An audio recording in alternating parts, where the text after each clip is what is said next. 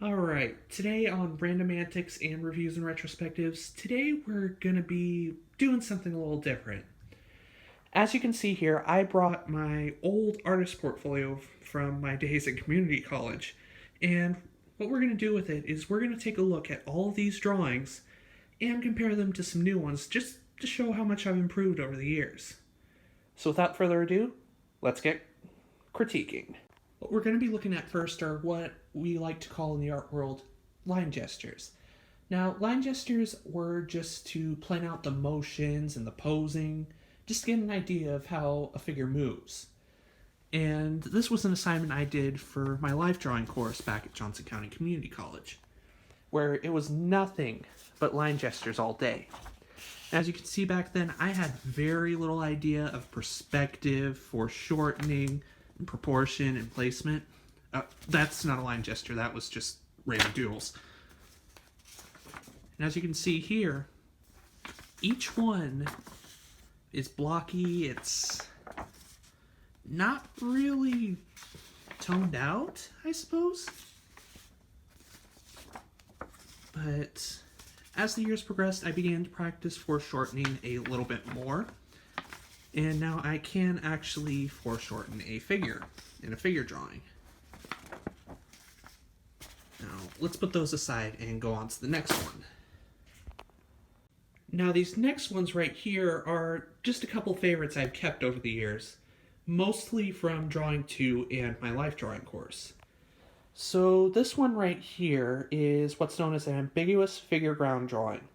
We can't make it resemble anything, but I was kind of hungry that night during my drawing course and was really craving some cookies and cream ice cream, so I made it like that. As you can see, it looks like a magic shell being cracked up.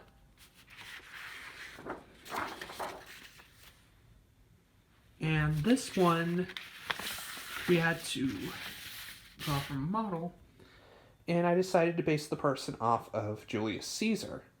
Now, this one is a scene taken directly from the play in which Caesar has visions of his death right in front of him in a dream sequence.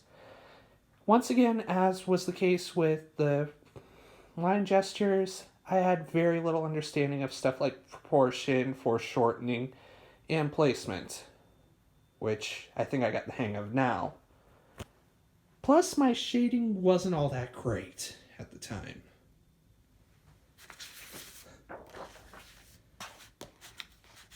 This one is a drawing based off of some Russian movie I saw in my Drawing 2 course. And I honestly do not remember much about this, nor do I remember most of the movie. It was just a weird movie. This was actually one of the first still lifes I did in my Drawing 2 course, which I gotta say, my instructor at the time loved complicated still lifes. I mean, my gosh. So I decided to get a little creative and add like cobwebs to it.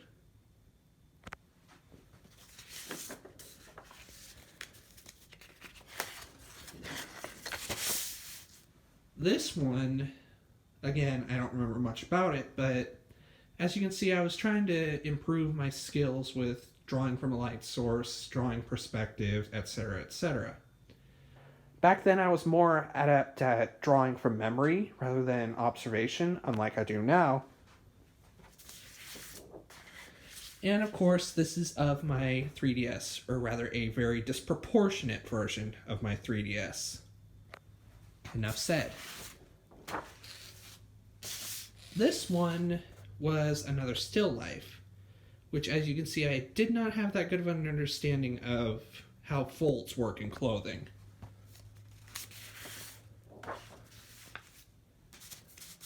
What's this one?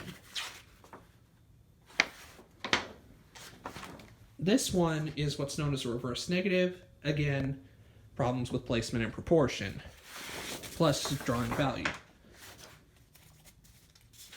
A self-portrait. I'm trying to remember what this one is. By the looks of it, it's a huge one.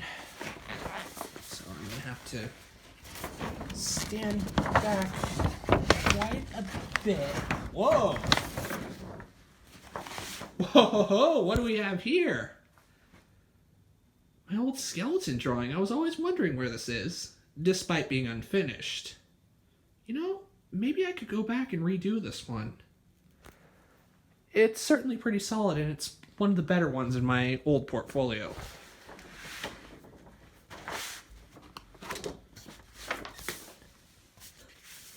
Again, another complicated still life. My gosh, I hated those. A hand drawing study. Very disproportionate self-portrait.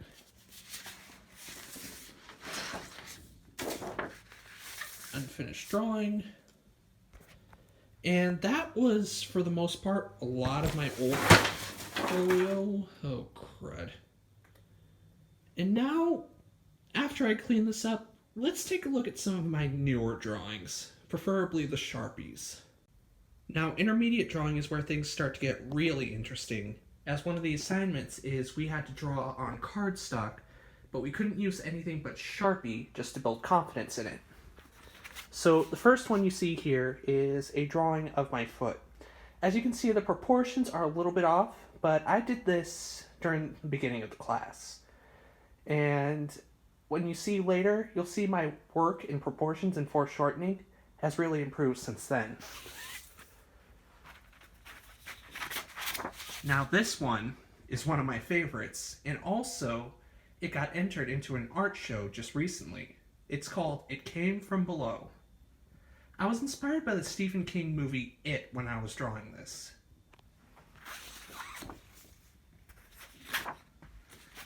This one was inspired by the hallway of my dorm and inspired by the popular game The Floor is Lava.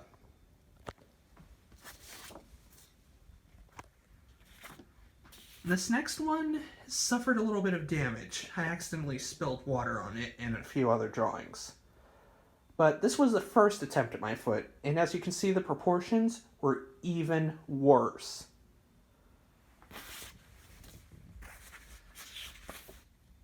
This was an unfinished drawing of my room. Same thing, water damage. This was an improved drawing of my hand. As you can see, the proportions are starting to get much better, but I have to erase all the squiggles that I made. And this was one of my very first Sharpie drawings. This one was of one of the models that came to visit. No worries, they weren't naked. This was right outside of Griffin Hall. And as you can see, I've got a better grasp on perspective and proportion since the earlier drawings. This one is just one I'm working on right now, of a cat in a bunny suit. I mean, a cat in a donkey suit, sorry. My cup, which I carry around with me on a daily basis. The very first hand drawing I did, once again, water damage. This one is one I did fairly recently, where we had to combine 3 objects and make a surreal scene out of it. So I did a kitten in a donkey suit, like the previous one, but stuck him in a field of sunflowers looking like a deer in the headlights. Another view of Griffin Hall. Well, the exterior of Griffin Hall. A view of the model. This is one I did last night, trying to create an ominous Halloween-themed scene with an owl that was used from a prop. That was used as a prop in my drawing course. Mushroom umbrella, and finally, everyone's new favorite video game character and a work-in-progress drawing, Cuphead. Now, as you can see, drawing, for me, has been a learning progress. Has been a work in progress over the years.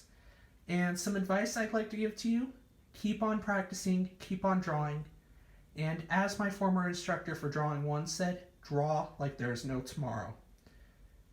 Now, if you liked the video, please feel free to rate, comment, and subscribe, and I'll catch you guys next time.